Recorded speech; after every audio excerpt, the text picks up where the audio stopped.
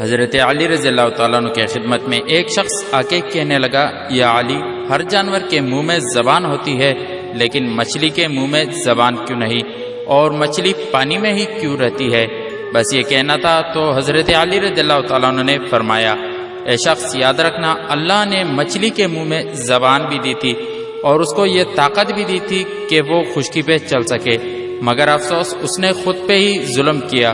وہ کہنے لگا، یا علی، کون سا ظلم؟ حضرت علی رضی اللہ تعالیٰ عنہ نے فرمایا، جب اللہ نے حضرت آدم علیہ السلام میں روح کو ڈالا اور یہ حکم دیا کہ ہر فرشتہ اس کو سجدہ کرے، شیطان انکار کر بیٹھا، اللہ کی نافرمانی کر کے یہ کہنے لگا کہ میں آگ سے بنا ہوں اور یہ مٹی کا بنا ہے۔ تو یوں شیطان کو اللہ نے اپنے دربار سے نکال دیا اور وہ بدصورت بن کے زمین پہ جیسے گرا، انسان سے حسد اور نفرت کی وجہ سے چیخنے لگا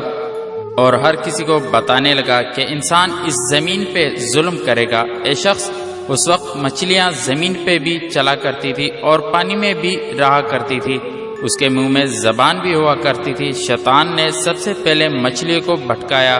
اور یہ کہا کہ انسان جب زمین پہ آئے گا تو وہ اپنا پیٹ بھرنے کے لیے تمہیں زندہ اپنے خنجر سے کاٹے گا۔ مچھلی نے جب یہ سنا تو وہ سمندر میں ہر ایک آبی مخلوقات کو انسان کے خلاف کرنے لگی۔ تو یوں اللہ نے مچھلی کے منہ سے زبان کو غائب کر دیا، اس کے منہ میں وبال پیدا کر دیا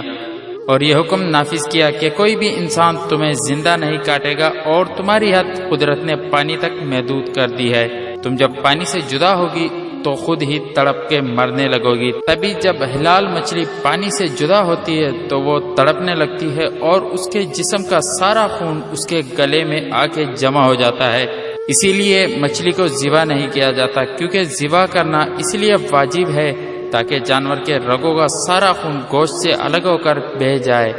اللہ نے مچھلی پہ یہ قانون نافذ کر دیا ہے کہ وہ جب پانی سے جدا ہو کے تڑپتی ہے تو مچھلی کا سارا خون مچھلی کے گلے میں آ کے جمع ہو جاتا ہے اور یوں مچھلی کا گوشت خون سے پاک ہو جاتا ہے۔ مچھلی کا